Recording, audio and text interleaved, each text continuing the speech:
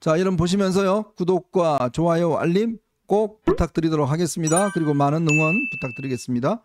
저희는 첫 번째 이슈로 한번 넘어가 보겠습니다. 지난번 이재명이 이제 문재인을 찾아가려고 하다가 코로나가 걸리는 바람에 가지 못했습니다. 그러다가 이제 차일피일 미루다가 이제 오늘 내려가서 지금 일단 노무현 전 대통령 지금 묘소 봉화마을에 가서 권양숙 여사를 만났고, 이어서 지금 평산마을로 가서 이재명을 지금 만나고 있는 거 아니겠습니까?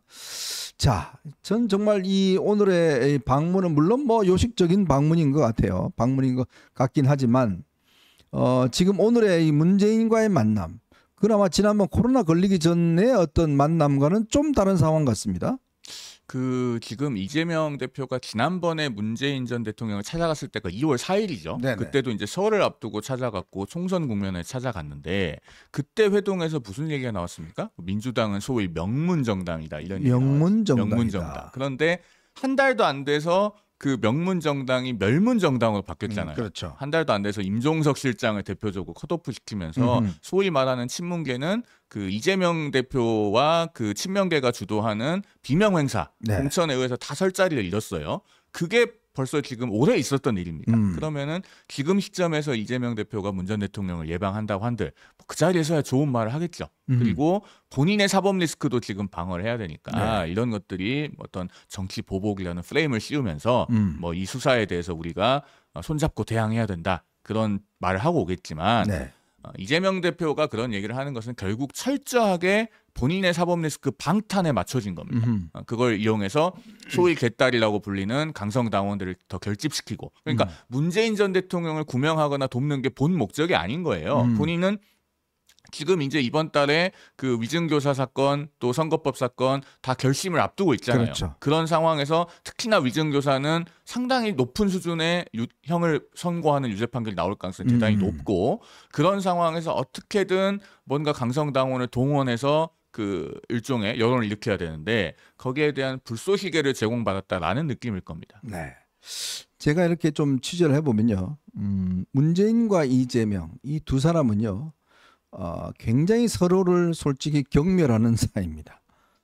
왜냐하면 문재인은 이재명을 솔직히 뭐 이 사석에서나 여러 가지 측근들에게 사실 뭐 굉장히 아마 비하하는, 또 인정하지 않는, 그 인간같이 보질 않아요. 그리고 또 이재명도 마찬가지입니다. 자, 문재인이 조금만 저걸 해줬으면, 특히 문재인에게 감정이 엄청 상한 게 뭐냐면 바로 이제 지금 수사를 재판을 받고 있는 대북 송금 사건 관련해서 당시에 정말 제가 아마 알기로는 이재명이 엄청나게 화를 냈다고 그래요. 뭐냐면 아니 본인이 이제 방북해서 남북 정상회담 하라고 하는데 박원순하고 저 최문순을 데리고 가면서 제일 사실은 이 북한과의 어떤 접경 지역에 있는 자기만 딱 빼놓고 가는 걸 보면서 완전 속에서 부글부글 끓었답니다. 아, 이 문재인은 나를 대선 후보로 어떤 끌어주지 않겠구나. 그때부터 이제 문재인과는 선을 긋고, 그게 바로 이번 공천 때 아주 노골적으로 드러났어요. 왜냐? 당시에 이제 남북 그 정상회담 준비위원장이 누구냐면 임종석이었습니다. 임종석한테 몇 차례 걸쳐서 나도 갈 수 있게 해달라 라고 이야기를 했는데, 임종석이 싸늘하게 그때 거절했다는 거예요. 아, 당신은 오시면 오시지 마세요. 싸늘하게 거절하니까 두고 보자. 내가 언젠가 너에 대해서 복수할 거다. 아마 마음속으로 굉장히 그 복수심을 가지고 있었던 것 같아요. 특히 임종석에 대해서는 당시에 본인이 받았던 수모, 왜냐하면 그때 방북하기 위해서 여러 경로를 통해서 임종석한테 이야기를 했는데, 그때 문재인이 싸늘하게 이재명은 안 돼, 쟤 오지 말게 해 라고 이제 끊었다는 거예요. 그때 이제 엄청나게 끊어서, 그때 정진상이 어떤 노력을 했냐면 이제 이해찬을 잡아오기 위해서 꽤 아마 역할을 했고, 이화영도 마찬가지고. 근데 이화영 같은 경우도 이제 본인이 살아야 되니까 이해찬을 갖다 끌어오면서 그때 정말 이재명이 천군만마를 얻었다, 이런 생각을 할 정도로 그때 쌓인 감정, 그리고 지난 대선 때의 어떤 이 도와주지 않았던 것에 대한 감정. 왜냐? 본인은 그렇게 생각한다는 거예요. 문재인이 조금만 날 도와줬으면 나는 지금 대통령이다. 근데 문재인이 안 도와주면서 됐다. 그러니까 이번에 비명 행사의 핵심적인 그 원인이 결국은 바로 이 문재인에 대한 어떤 적개심, 저는 그게 있었다고 봅니다. 참 무섭고 위험한 정치인이라는 생각이 듭니다. 위원님 설명을 들으니까. 그러니까 조금이라도 본인에게 사감이 생길 만한 일이 있으면 그걸 오랫동안 담아두다가 그 구원을 본인이 권력을 갖고 있을 때 다 해소한다는 것 아닙니까? 권력을 휘둘러서 정말 우리가 왜 그 이재명 대표에 대해서 이렇게 반대를 하고 위험한 정치인이라고 얘기를 하는지가 정말 구체적으로 그 근거를 잘 말씀해 주셨다는 생각이 저도 듭니다. 글쎄 요번에 제가 볼 때는 이 만남이 실제로 보면 뭐 어떤 뭐 언론들은 이제 뭐 그러니까 두 사람이서 연대를 형성하는 거 아니냐 뭐 이런 걸 하지만 물론 당장은 필요할 텐데 저는 속으로는 좀 다를 것 같아요. 그러니까 이재명 입장에서도 지금 문재인이 저렇게 수사받는 것에 대해서 속으로는 그래 너도 한번 당해봐. 그동안 편했지? 너 한번 당해봐. 뭐 이런 심정이 솔직히 있지 않아 싶어요. 항우가 초나라 의제를 모시듯 하는 것이 아닐까라는 생각마저 듭니다. 네. 그러니까 이게 참 문재인 입장에서 보면 본인이 지금 어려움을 겪고 있잖아요. 그러면 당에서 뭔가 도움을 줘야 되는데 지금 사실은 당 내에서 별로 돕겠다는 뭐 친명들의 마음이 없고 심지어는 그 이번에 어전 그 친명 유튜버들 같은 경우는 문재인 탈당하라는 시위까지 벌인다고 그랬잖아요. 그 8월 18일에 민주당 전당대회장에서도 문재인 전 대통령의 영상 축사가 나오니까 거기 현장에 와 있던 권리당원들이 야유했다는 거 아닙니까? 그걸 유튜브에 다 이렇게 나오던데요. 그래서 제가 봤을 때는 이미 민주당에는 이제 친문 세력은 설 자리가 없고 사실은 바늘 하나 꽂을 틈이 없다는 것이 이번 전당대회에서 뭐 김두관 후보의 득표율, 정봉주 낙선 이런 데서 다 드러난 것 아니겠습니까? 그런데 문 전 대통령이 수사를 받게 된다고 하니 사실은 이재명 대표도 정치 보복을 당하고 있는 것이다. 박해받고 있는 것이다. 그런 프레임을 씌우는데 뭔가 창틀 하나 정도로 활용하는 그런 목적으로 지금 방문을 하고 뭐 이렇게 겉으로는 많이 걱정하는 것처럼 하고 있지 않을까 하는 게 제 생각입니다. 이제 송 대변인께서 이제 변호사시니까 지금 이제 진행되고 있는 이제 이 문재인 전 대통령에 대한 수사, 지금 문다혜 씨에 대한 수사. 지금 보면 일단 아마 이게 지금 제가 알기로는 이 이정수 지검장은 이제 본인은 아마 이걸 중앙지검에 갖고 와서 수사를 하고 싶은 모양인데 이원석 총장은 처음부터 이거를 뭐 중앙지검에 오는 걸 좀 반대했던 것 같아요. 그래서 현재 이제 전주지검에서 계속 수사를 하고 있긴 한데 지금 일단 쟁점은 그거 아니겠습니까? 일단 그 본인이 이 사위가 당시에 이제 받았던 월급 그 기간 동안에 이거를 이제 뇌물죄 뭐 이걸로 이제 의율 한다는 것인데 어떻습니까? 이게 과연 뇌물죄로 의율될 수 있을까요? 이게 아까 제가 방송에서도 말씀드렸지만 1998년에 나온 대법원 판례가 있습니다. 그렇죠. 우리가 그 경제 공동체라고 하는 얘기가 네네. 마치 박근혜 전 대통령과 최순실 씨를 처벌할 때 처음 나온 이론인 것처럼 알고 우리 계시는 그렇게 알고 분들이 있죠. 많아요. 네. 실제로 그렇지 않아요. 그리고 박근혜 전 대통령 판결문이나 최순실 씨 판결문이나 뭐 이재용 회장 판결문이나 다 보면은 그 박근혜 전 대통령과 최순실 씨를 경제적 공동체로 보고 처벌한 게 아니에요. 그 판결은 잘 보면은 변호인은 이건 경제적 공동체가 아니기 때문에 박 전 대통령 본인에게는 뇌물수수죄가 성립할 수 없다 이렇게 주장했는데 그 판결문에는 어떻게 돼 있냐면 그 공무원인 사람과 공무원이 아닌 사람이 뇌물을 받기로 공모를 해서 공동정범이 되는 경우에 대한 요건을 굉장히 넓혀놨어요. 그 판결문에 보면 실제 어떻게까지 나오냐면은 암묵적인 공모도 가능하다고까지 나옵니다. 암묵적 공모. 대통령 권한이 굉장히 포괄적이기 때문에. 그래서 실제로 경제적 공동체로 처벌된 게 아니고 당시에 특검팀이 참고했던 소위 그 경제 공동체 이론이라고 하는 거는 1998년에 나온 대법원 판례가 있습니다. 우리 청취자들 중에서도 시청자들 중에서도 혹시 변호사가 계실 수 있어서 제가 판례 번호 알려드릴게요. 98도1234입니다. 숫자 배우고 있죠. 98도1234. 그 사건이 서울의 한 구청장이 기소됐던 사건이에요. 근데 그 구청장과 연인 관계로 있었다고 알려진 지역의 어떤 단체 회장이 돈을 받았어요. 받기로는 직접 받았는데 이것을 이제 대법원에서 어떤 기준을 제시를 하는데요. 자, 뇌물수수는 원래 공무원이 받아야 돼요.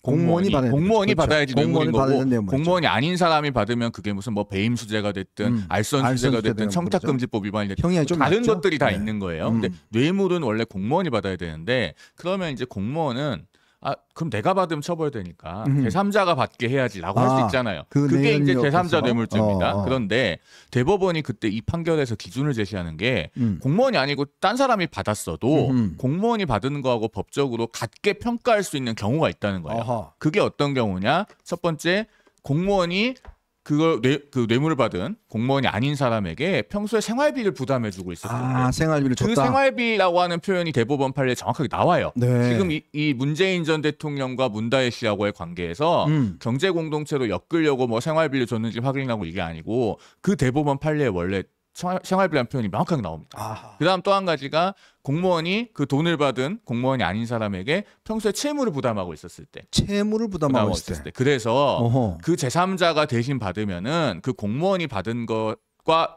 같게 평가할 수 있는 경우. 그러니까 공무원으로서는 내가 생활비를 안 줘도 되거나 내가 빚을 안 갚아도 되는 거 아니에요. 그런 경우에는 내 부담이 줄어드는 거잖아요. 그렇죠. 그런 경우에는 그 공무원이 직접 받은 거하고 똑같이 평가해서 뇌물수수죄가 성립한다는 거예요. 이게 98년에 나온 대법원 판례인데 다만 그때는 그 연인 관계에 있다고 소문이 났었던 그 다른 사람과 그런 어떤 뭐 생활비를 주는 관계에 있었는지 이런 것까지는 정확하게 입증이 안 됐던 것 같아요. 네. 그래서 그 사건에서는 그걸로 처벌하지 않고 사건을 돌려보냈어요. 서울의 모 구청장이 그 당시에 기소가 됐던 사건이고 네. 그 당시 언론 기사 찾아보면 보도도 다 나와 있습니다. 그런 사건인데 다시 우리가 문재인 전 대통령과 문다혜 씨 사건으로 돌아와서 자 그러면 문다혜 씨 부부가 태국 가기 전에 생활비를 주고 있었다는 거 아닙니까? 네네. 근데 이제 사위가 대단히 부자연스러운 과정을 거쳐서 타이 이스타jet에 취업을 하니까 그때부터는 태국 가서는 생활비를 안 줬다는 거잖아요. 그렇죠. 그런데 다시 이제 태국에서 들어와서 문다혜 씨가 어디서 살아요? 청와대 관저에 들어오잖아요. 맞아요. 관저에 들어와서 같이 살잖아요. 이혼했죠. 그렇죠. 네. 2021년 들어와서 같이 살잖아요. 그리고 지금 이제 언론에 한창 나오고 있는 것처럼 그 문재인의 운명이라고 하는 책, 네, 그 책을 쓰고 이렇게 인쇄가 나오고 하는데 디자인비 명목으로 문다혜 씨한테 출판사에서 2억 원이 가요. 2억 원을 갔죠. 그 디자인비 명목이라고 하다가 지금 또 해명이 바뀌고 있죠. 맞아요. 예. 그러면서 그 중에 1억 원은 원래 문 전 대통령이 받아야 될 인세다. 근데 그렇게 말을 바꾸면은요, 이건 아까 말씀드린 그 경제 공동체 논리에 어떻게 보면 더 들어맞아요. 자, 원래 생활비 주다가 태국 가니까 안 줘요. 사위가 타이 이스타jet에 취업해서 거기서 월급 받고 체류비 받고 하면서 갔다 돌아와서는 관저에서 같이 데리고 살아요. 네. 그러면서 내가 받아야 될 인세도 딸한테 봐요. 그럼 이게 뭡니까 다 합해놓으면? 그럼 너 당신들 공동체 아니야? 그러니까요. 그렇죠. 점점 그게 들어맞는 걸 하고 있고 그래서 이게 지금 저는 이제 두 가지를 말씀을 드리고 싶은 게 첫째로 이걸 왜 계속 윤건영 의원이 나와서 해명을 하는가. 지금 이쯤 되면은요. 일단 문재인 전 대통령이 그래도 전직 대통령이면 국민들 앞에 나와서 소상하게 그 진실과 사실을 밝혀야 돼요. 일단. 그리고 백보양보해서 그러면 뭐 변호인이 대신 나와서 브리핑을 하더라도 그렇게 해야 되는데 왜 윤건영 의원이 변호사도 아니고 국민 세금 받아서 하는 저 국회의원인데 그러니까요. 왜 문재인 대통령 그렇죠. 변호를 해요? 이걸 왜 윤건영 의원이 해명을 하고 있는가 하는 것이고 그다음에 그 출판사에서 간 2억 5천만 원에 대해서도 계속 해명이 바뀌고 있는데 네. 오히려 본인에게 유리하지 않게 바뀌고 있는 것 같다. 이게 뭐 하는지 모르겠다는 생각이 듭니다. 솔직히. 참 그러니까 이제 저도 의문을 가졌던 게 이게 이제 이 윤건영 씨 해명이 결국은 이제 2억 원을 예를 들어서 내가 받을 인세인데 그러면 예를 들어서 송 변호사님한테 갔다 오는 거 아니에요? 그죠? 그러면 이 두 사람 간의 관계는 똑같은 사람이 예를 들어서 출판사에서 볼 때는 당신 둘은 그냥 똑같은 공동체니까 내가 그쪽으로 쏘아주면 알아서 나눠 가지세요. 이런 거 아니겠어요? 그러니까 우리 시청자들 알기 쉽게 말씀드리면 주머니를 구분하지 않아도 되는 관계인 것처럼 보이는 거죠. 주머니를 내 돈이 지갑을 같이 쓴다. 그렇죠. 내 돈이 내 돈이고 내 돈이 내 돈이다. 이런 관계처럼 그게 보이는 경제 거예요. 공동체다. 아주 명쾌하게 해석이 됐습니다. 자, 이제 그런 관계에서 이제 지금 2억 원 문제에 대한 해명 뭐 이런 것들이 등등이 이제 막 꼬이고 있는 것 같아요. 그 아마 여러 가지 문재인 입장에서 보면 이제 뭐 할 것 같은데 근데 요 보니까 이걸 가지고 또 뭐 제2의 논두렁식이 아니냐. 뭐 이렇게 지금 누굽니까? 이성윤 의원 이성윤이가 뭐 그런 주장을 하던데 그거 논두렁식의 문제 같은 경우는 사실은 당시 이인규 전 중수부장이 본인의 어떤 회고록을 통해서도 그 부분에 대한 진상을 아주 적나라하게 밝힌 바가 있지 않습니까? 그렇죠. 아주 소상하게 설명이 네. 돼 있고 그래서 저는 그런 생각을 했어요. 이성윤 의원이 그래도 검사 출신인데 네. 일말의 양심이 있어서 이 문 전 대통령에 대해서 제기되고 있는 의혹들, 혐의는 상당 부분 사실일 가능성이 있다. 아하. 이런 행간의 의미를 담아서 말한 것이 아닌가 그렇게 들렸습니다. 그러니까 겉으로 보면 문 전 대통령을 굉장히 옹호해 주는 것 같지만 자, 제가 왜 이렇게 말씀드리냐면요. 그 이인규 전 대검 중수부장 2009년에 노무현 전 대통령 수사할 때 수사 책임자였어요. 대검 중수부장이었으니까요. 네. 저희가 뭐 노무현 전 대통령 이야기를 하고 싶어서 하는 게 아니에요. 이거 이성윤 의원이 먼저 꺼낸 겁니다. 그렇죠. 그런데 그때 이제 2009년 4월 30일에 노무현 전 대통령이 이제 버스 타고 올라와서 중수부에서 조사받잖아요. 네네. 그때 이인규 부장한테 이런 얘기를 했다는 거예요. 이 부장 시계는 뺍시다. 시계는 쪽팔리지 뺍시다. 않나. 이 부장 시계는 뺍시다. 그런 얘기를 했다는 거예요. 그게 이제 회고록 나올 때 네. 회고록 내용이 언론에 미리 입수돼가지고 보도도 됐어요. 네. 작년 3월에 회고록이 나왔는데요. 맞아요. 기억납니다. 예, 그래서 시계는 뺍시다 했다는 거고 그 다음에 그 이인규 전 부장이 밝히고 있는 노무현 전 대통령의 진술 내용은 아내 그러니까 권양숙 여사죠. 박연차 회장으로부터 시가 2억 500만 원 상당의 남녀 그 명품 시계 세트를 받은 거 맞다. 뭐 삐아진가 뭐 네, 스위스 명품 시계. 좀 보기나 했으면 좋겠어요. 당시 시가가 2억 550만 원인가 뭐. 손목에 2억 원을 차고 다닌다고요? 시계가 두 개니까 뭐 하나에 1억 200 얼마 정도 되겠네요. 야, 얼마나 무거울까? 그래서 그 한 쌍을 받은 거 맞다. 받은 거 맞는데.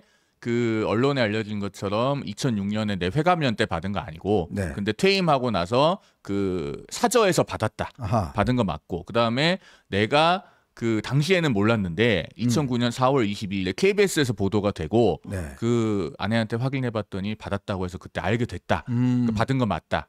라고 진술을 했다는 거예요. 네. 그리고 그러면은 그때 이제 우병우 검사가 그때 수사팀에 있었어요. 그래서 그러면은 그 시계를 제출해 주십시오. 했더니 권양숙 여사가 이 보도가 되고 나서 겁이 났는지 버렸다고 한다. 네.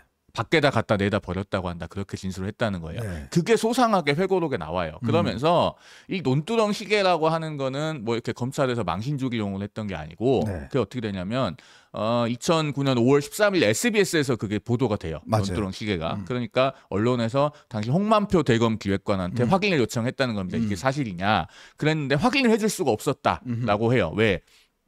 밖에다 갖다 버렸다는 진술이 있는데 저 망치로 뭐 깼다는 이야기도 있고 논두렁에 갖다 버린 건 아니고 밖에다 갖다 버렸다고 한다라고 확인해 주면 그 주변이 다 논두렁이에요. 그러니까 사저 밖에 다 논이 있기 때문에 근데 밖에다 갖다 버렸다고 한다라고 이렇게 확인을 해주면 전직 대통령이 받았다는 건 우리가 받았다고 진술한 건 확인을 해주는 것이 되고 네. 어떻게 보면 망신 주는 게 되기 때문에 그래서 가타부터 답을 해줄 수 없었다는 게 당시 이인규 전 대검 중수부장의 설명이에요. 네. 그러면은 자 이성윤 의원도 뭐 검찰에 오래 있었고 대검 반부패 부장까지 했는데 이런 거 다 알고 언론에 보도 나왔을 때도 뭐 기사도 받고 책도 읽어보고 했을 거 아닙니까? 네. 그런데 논두렁 시계 시즌 2라고 얘기하면요 둘 중에 하나예요. 문재인 전 대통령을 정말 욕보이고 싶거나 아니면은 그래도 전직 검사로서 마음에 일말의 양심 남아 있어서 지금 의혹 제기되고 있는 것이 사실은 진실일 가능성이 높아요. 이렇게 얘기를 하고 싶었거나 네. 제가 이 말씀을 왜 드리냐면요. 방금 이인규 중수부장이 얘기했다고 회고록에서 밝혔다고 하는 이 조사 내용에 입회한 변호사가 누구냐? 지금의 문재인 전 대통령. 문재인 변호사가 당시 그 노무현 전 대통령 조사에 입회를 했어요. 네. 그 회고록에 보면은 그래서 검찰이 그 고가의 명품 시계 사진을 제시하니까 문재인 변호사가 당시 옆에서 그 시계가 이런 거군요. 했다는 얘기까지 있어요. 그런데 제2의 논두렁 시계다. 이성윤 전 의원이 저는 그래도 검사 출신으로서 일말의 양심이 있다 이렇게 해석합니다. 참 그 세간을 떠들썩했던 이 시계. 근데 1억짜리 시계를 어떻게 차고 다닐 수 있나요? 저 시계도 이거 잘 가는데 시간 정확한데 근데 1억짜리 시계를 그렇게 선물해 줬고 또 그게 논란이 되고 또 제가 이제 방송을 하면서 이 민주당 패널들은 논두렁에 논자만 나와도 아주 그냥 경기를 일으킵니다. 그냥. 근데 이게 사실은 노무현 전 대통령의 이제 안타까운 극단적 선택으로 인해서 이 사건이 그냥 공소 취소로 묻혀버렸지만 사실은 내용 보면요. 대충 지금 이인규 전 중수부장의 회고록 등등에서 보면 다 나와 있고 정말 이 노무현 전 대통령이 뒤늦게 이런 사실들을 본인이 알고 굉장히 아마 좀 분노하고 부끄러웠다는 거 아니겠습니까? 그러니까 이게 이제 그걸로 미화가 돼버린 거예요. 그냥 눌러버린 건데 이제 그런 상황이고 이런 상황에서 이제 제2 논두렁 시계 운운한 게 아마 제가 볼 이성윤이 좀 정치 감각이 없어서 이야기할 거예요. 야, 씨 옛날 거 왜 네가 꺼내니? 그런 생각을 할 텐데 그러니까 이 사건은 점점 이제 그렇게 되는 것 같습니다. 결국은 공동체가 맞다는 게 스스로가 지금 입증하고 있는 게 아닌가. 저는 윤건영이 저런 이야기 하는 거 보면서 어떡 드는 게 뭐냐면 아니 인쇄라는 게 이게 법인도 뭔가 이 정확하게 어떤 인쇄가 나오면 당사자한테 줘야 되잖아요. 우리가 출연료 같은 경우도 그렇죠. 있습니다. 출연료를 어떤 분은요 제3자한테 좀 보내달라고 그래요. 근데 방송국에서 그거 못합니다. 왜냐하면 방송국에서 출연하는 사람들 그다음에 준 기록 이게 일치해야 돼요. 그게 국세청에서 그 나오면 뭐 제가 이름을 밝힐 수 없지만 모 씨 같은 경우는 제가 하도 이상해서 자기 출연료를 전혀 딴 사람한테 보내달라고 그래요. 뭐 왜 그런지 모르겠지만 그러니까 방송국에서 굉장히 곤혹스러워했어요. 그렇게 할 수는 없다. 우리 방송국에서는 다 증빙이 남기 때문에 못한다. 그래서 결국은 그렇게 못 보냈던 모양인데 그러니까 이것도 마찬가지입니다. 아니 인쇄를 왜 그 문다희한테 보내요? 그건 말이 안 되잖아요. 그러니까요. 저는 결국은 이거는 아마 본인들의 어떤 경제 공동체라는 것들을 뭔가 하나 입증하는 그런 또 요건으로 쓰이지 않겠는가 또 그런 생각도 많이 듭니다. 참 해명하면 할수록 본인들이 한 몸이었고 공동체였다는 사실만 증명이 되어 나가는 것 같습니다. 아마 문재인 대통령에 대한 수사가 솔직히 저는 왜 이렇게 늦게 됐나에 대한 좀 안타까움이 있어요. 왜냐하면 이 사건 말고도 지금 서해 공무원 사건이라든지 꽤 많이 있지 않습니까? 울산시장 선거 공작 사건. 사실은 그것도 저는 전모가 다 밝혀졌는지에 대해서 네. 대단히 의문이 있어요. 그리고 이제 이 수사가 늦어진 것은 자 이것도 자꾸 야권에서 왜 3년이나 지나가지고 지금 그러냐라고 네. 하길래 얘기를 해야 되겠는데 이게 문재인 청와대에서는 어떻게 얘기했습니까? 타이 이스타젯하고 이스타항공은 관계가 없는 회사라고 하는 그 이상직 전 의원의 해명이 문재인 청와대의 입장이었어요. 그러면서 그 타이 이스타젯은 자회사나 뭐 이런 게 아니고 그냥 태국 현지 총판에 불과하다. 네. 이낙연 전 총리가 국회에 나와가지고 그 관계 없는 회사인 걸로 알고 법적으로 문제가 없는 걸로 보고받았다. 네. 뭐 이렇게 답변을 한 적도 있어요. 그러니까 그러면은 뭐 확인을 해야 될 거 아닙니까? 그 관련된 1심 판결이 올해 1월 24일에 나온 겁니다. 그때 거기서 그 타이 이스타젯은 이상직 전 의원 자금으로 설립됐고 그런 게 다 나와서 결국에는 이상직 전 의원 배임으로 징역 2년 또 하나 추가됐잖아요. 네. 지금 그렇게 된 거기 때문에 이거를 야권에서 자꾸 뭐 추석밥상에 올리려고 하는 거다. 뭐 3년 지나서 왜 지금 이렇게 수사하냐? 이거는 맞지 않는다라는 말씀도 아울러 드립니다. 네.